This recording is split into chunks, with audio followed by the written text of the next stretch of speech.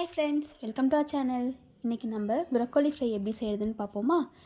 வீட்டில் கடலை மாவு தீர்ந்து போச்சுன்னா கடலைப்பருப்பு இல்லாட்டி பொட்டுக்கடலை ரெண்டுத்தில் ஏதோ ஒன்று எடுத்து மிக்ஸி ஜாரில் போட்டு அரைச்சி எடுத்திங்கன்னா இன்ஸ்டன்ட் கடலை மாவு ரெடி ஆகிடும்.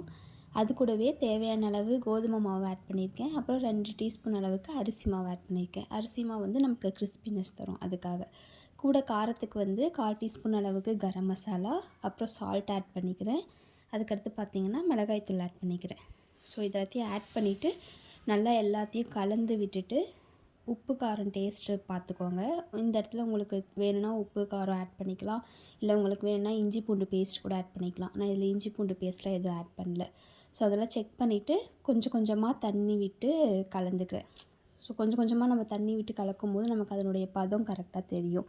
ஸோ நல்லா ஒரு பேஸ்ட் மாதிரி நல்லா கலந்து எடுத்துகிட்டு அதுக்கு முன்னாடியே நான் ப்ரொக்கோலி சுடுதண்ணியில் போட்டு எடுத்து வச்சுருக்கேன். ஒரு 10 நிமிஷம் போல் எடுத்து வச்சிட்டோம்னா அதில் இருக்கிற பூச்சிலாம் நமக்கு செத்து போயிடும். காலிஃப்ளவருக்கு எப்படி பண்ணணும் அதே போல் தான் இதுக்கும். அதுக்கப்புறம் அது எல்லாத்தையும் இந்த பேஸ்ட்டோட கலந்து நல்லா பைண்ட் பண்ணி ஒரு 15லேருந்து ஒரு 1/2 அன் ஹவருக்கு அப்படியே ரெஸ்ட்டில் விட்டுருங்க.